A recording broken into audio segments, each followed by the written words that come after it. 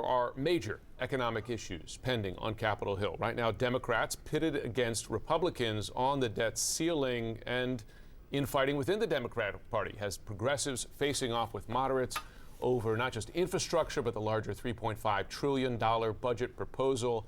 They're in danger, folks. Overnight, the House voted to avoid a government shutdown and increase the debt ceiling, but that's just the House. It faces major hurdles in the Senate with ramifications stretching far and wide, not just on Capitol Hill, but for the U.S. economy. Absolutely. All of this as the Democratic Party's divide is on full display. So right now, liberal and moderate Democrats in a fierce standoff. President Biden's $1 trillion bipartisan infrastructure plan is in limbo.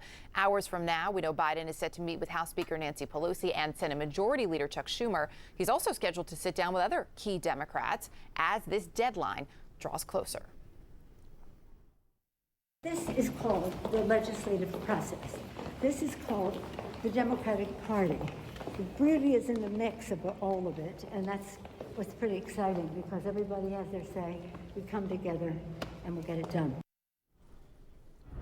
CNN politics reporter and editor-at-large Chris Cillizza joining us now. So, Chris, I know you just wrote, if this fails, right, if the president fails this week, his entire domestic agenda is essentially done for at least 15 months.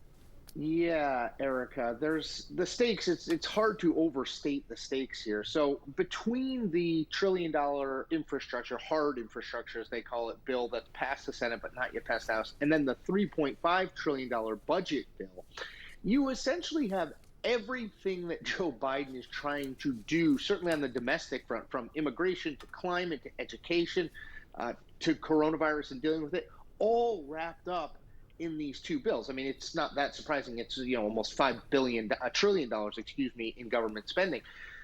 But if it doesn't go, if this agreement between Democrats doesn't come together, there's a real issue here because there's no plan B. There's no other bill that they can go to. They could maybe try to break it into parts, but this is the bill. This is the effort. And the issue is that once we turn the page to 2022, now you start talking about the midterm elections, and even Democrats are more wary of voting for something with this sort of price tag on it the closer you get to the election.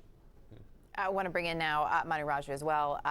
So Manu, as we look at all of this, I mean, this standoff, as Chris said, you really can't overstate the importance of the moment that we're in and what it means for any future potential legislative moves. I wonder, too, though, with so much finger pointing, I mean, is there a sense that there's an end game here, right? Especially as we heard from Congressman Jayapal this morning on New Day saying, it's other people pointing at moderates who are holding all of this up. They're the ones who want you to end up with nothing. It's not us. Yeah, I mean, look, at some point, one side or the other is going to have to give on this negotiation. The progressives, they're not going to be able to get what they want. Their demand is that they want to see this larger bill to expand the social safety net pass both chambers of Congress by Monday, the same date that infrastructure package that has already passed the Senate. That $1.2 trillion plan is expected to get a vote in the House that day. That's not going to happen. There's no possible way the larger package can pass Congress by then. They still don't have an agreement among themselves about what exactly that looks like.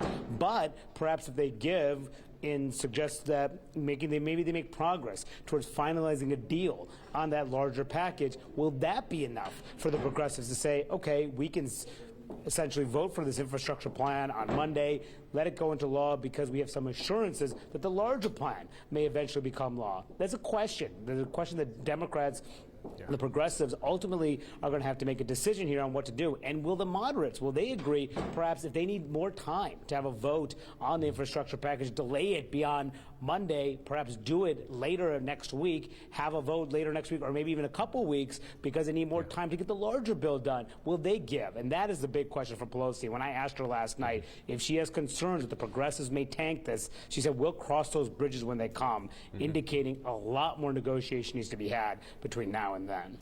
If you're having trouble following this at home, I'm with you right now because it's confusing, a little frustrating. Chris, I mean, to be fair, it is rich for Republicans to draw a line in the sand over the debt ceiling. There was no hesitation to raise it. And by the way, we did the math. just a short time ago that of the $29 trillion in debt, $8 trillion comes from the Trump administration, including from the tax cut, and there was no protestation then. But here we are today, and I have to imagine Republicans are salivating at the prospect that this happens in a Democratic administration, that the debt limit is broken. I mean, is there any incentive for them to move here? Not really, not politically, Jim. And it's based on exactly what you just said, a fundamental misunderstanding of the average person of what the debt ceiling and raising it is and does, right? Think of it like your credit card.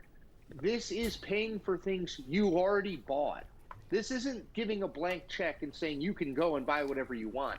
And so much, as you just noted, so much of what we owe on the national credit card is due to those tax cuts that Donald Trump passed. So the issue is, because people don't understand that, Democrats are worried that they vote solely on party lines to raise the debt ceiling, and then Republicans come up with a campaign ad and say they, on a purely partisan vote, they offered a blank check on government spending. That's not what's happening here. The problem is the average person doesn't get that. And so Democrats are having to deal with the reality, the political reality of the situation, as opposed to the reality of the situation, which is they didn't run up the vast majority of these debts. Donald Trump's administration did. They are just in a place where our credit is on the line here. And if worse comes to worse, they probably will have to just vote on a partisan vote just to get this through so that we don't default on debt, so that these catastrophes don't happen. But they know that they're going to get hit by Republicans for it. It's the worst kind of politics and policy when they mix up. This is the worst bit of it. Yeah, it is. I mean, I think these are all the things that the American people will point to, right? Absolutely. And say, here's why we are so disenchanted with everything and everyone in Washington. Manu, the reality too, and Chris laid out some of this, but the reality is, if nothing happens here, I mean, this could spark the end for obviously Democrats holding the majority, for the president to get anything done. I mean, are they essentially shooting themselves in the foot here for 2022? And how much of that is really a discussion on Capitol Hill? Yeah, look, there's a real fear about that because there's so much uncertainty about how ultimately all this ends up. One thing that is what the Democratic leaders have been impressing upon their members behind closed doors. Yesterday at a caucus meeting, the House Majority Leader Steny Hoyer told his Democratic members this is essential to their fate come 2022. And that is similar to an argument that the Democrats made to their own members back in 2009, 2010, when they're trying to get the Affordable Care Act done that year. And of course, what happened in the 2010 midterms as they end up losing the House that year. And there's also palpable fear that Democrats will lose the House no matter what. And one side of the equation that the Democrats are saying is that this is our opportunity to get major things done. It's going to be much different in the next Congress when potentially, very likely, Republicans are at least in the House majority. So now it's time to get this done. But is that enough for their members? Is that enough for them to get on board, especially in such a quick time frame, potentially as early as next week? Major questions, all uncertain, and all most certainly could collapse.